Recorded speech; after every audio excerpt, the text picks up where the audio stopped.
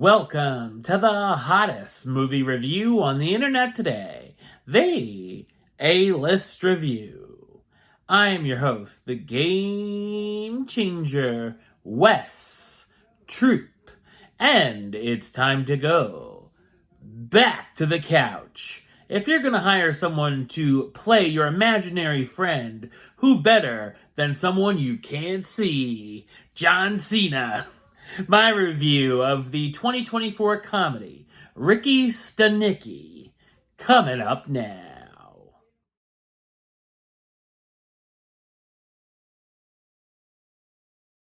When three childhood friends, Dean, the greatly named Wes, and JT pull a prank that goes wrong, they invent an imaginary kid named Ricky Stanicky to get them out of trouble. 20 years later, the trio still use Ricky as a scapegoat/excuse to forego life obligations in exchange for their immature antics and from getting in trouble with their significant others. When their families finally want to meet Ricky, they become desperate and hire a so-called actor they met in Atlantic City named Rock Hard Rod to bring Stanicky to life. So what did I think of Ricky Stanicky? I thought it's a mediocre comedy.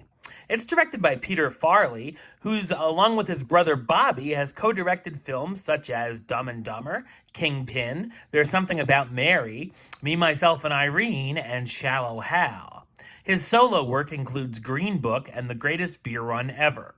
The film has an early 2000s comedy feel to it, and while its premise sounds fun, it loses its steam as it goes along. Considering it has 6 people attached to the script, they could have added some more actual funny material. While there are a few good laughs, they're mostly chuckle-worthy.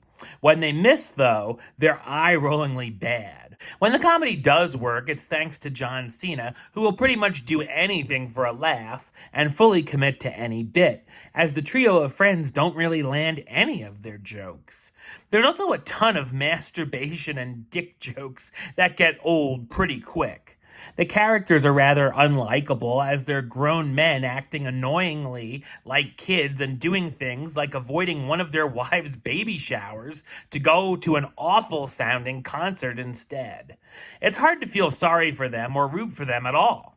The story goes down a very predictable road where the characters have to keep up with the lies as they get crazier, and people in the trio's circle start liking Ricky, who actually ends up benefiting from the lies.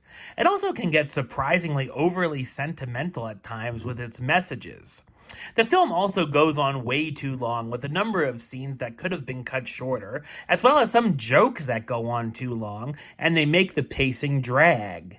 Decent performances from the cast, starring Zac Efron as Dean, Jermaine Fowler as Wes, and Andrew Santino as JT. The immature best friends who use Stanicky as a in-case-of-emergency alibi.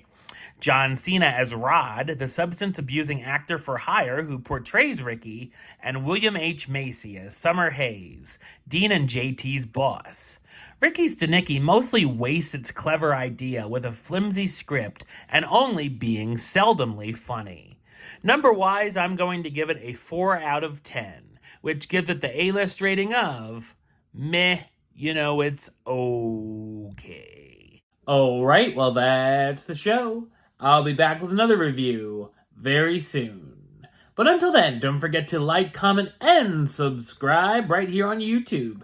YouTube.com/Westside515.